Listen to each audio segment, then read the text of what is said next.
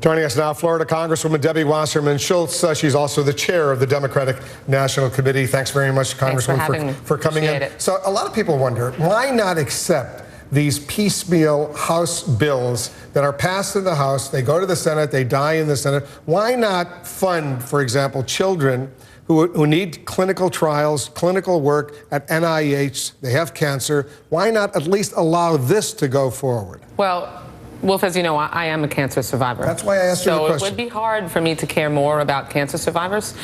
The reason that we are not going to do this in a piecemeal approach is that in 15 minutes we have votes on the House floor.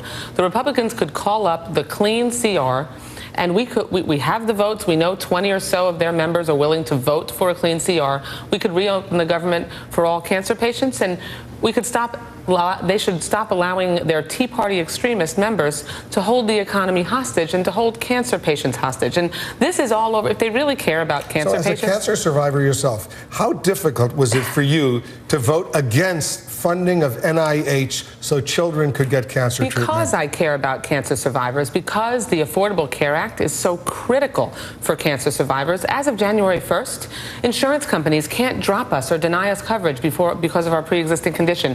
I have a small business owner who posted on my Facebook page today that she was able to finally get insurance coverage. Before, she paid $1,240 a month. When she signed up for Obamacare on Tuesday, her insurance premiums per month were cut in half. So if the Republicans really care about cancer patients and cancer survivors, they'll reopen the government, allow those trials to continue. They'll work with us on implementing the Affordable Care Act so we can make sure that peace of mind is there for all cancer patients. I raised the question because there was an exception already made for military men and women. They do get their paychecks. There was separate legislation, piecemeal piece of legislation, which the House passed, the Senate passed. President quickly signed it into law so that men and women serving in the military would get their paychecks on time. That's important. I'm not saying that's not important. Right. It's very important. So you already made one exception. Why not make another exception for veterans so they get their benefits, for children with cancer, for the District of Columbia, all these piecemeal pieces? Accept that and then continue to fight over Obamacare. Because we shouldn't be fighting over Obamacare, and we're not going to allow the Republicans to hold the economy hostage, shut the government down over whether or not we're going to implement affordable health care for all Americans. And you know what the Republicans are trying to do is cherry pick the most painful things politically for them.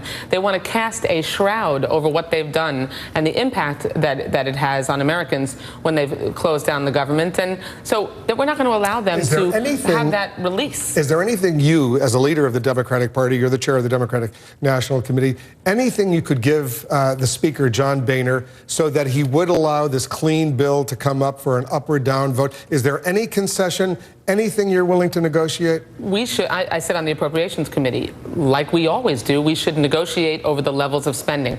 Democrats have already agreed to the Republican number for the continuing spending resolution. We don't like $988 billion.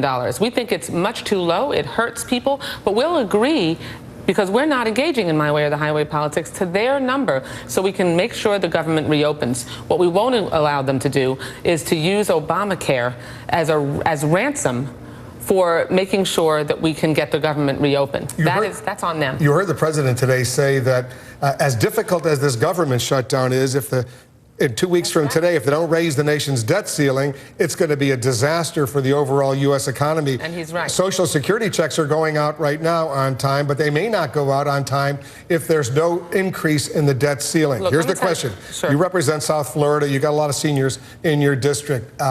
Is there anything you're willing to give the Republicans on this issue to make sure that Social Security checks go out on time? Right now, we have seniors all across this country who are able to, who would normally be able to apply for new Social Security benefits and can't because the Republicans have shut the government down. We need to pass a clean continuing spending resolution, reopen the government. We need to make sure in 2 weeks, before 2 weeks, because that's safer, that we pay our nation's bills, raise the debt ceiling.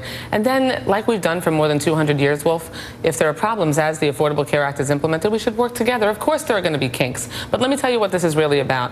Greg Walden, the congressman who is now the chair of the National Republican Congressional Campaign Committee, what he said the other day, this week, to donors at a luncheon, what this is really about is the Tea Party. Because they said they had to shut the government down because a lot of their members would lose to Tea Party candidates in a primary.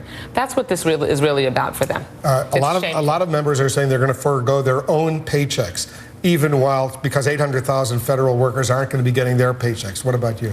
I am continuing to accept my paycheck because I think that everybody in the entire government, if you work for the federal government, we should reopen the government and everybody should be paid. All Democrats are for opening the government. The Republicans refuse to reopen it, and we need to all make sure we're coming to work and doing everything we can to let all the federal employees, 800,000 of them, get their paycheck. Once they come back to work retroactively, you'll vote to approve that they get their back pay. And I hope my Republican colleagues who've kept them without their pay vote to do the same.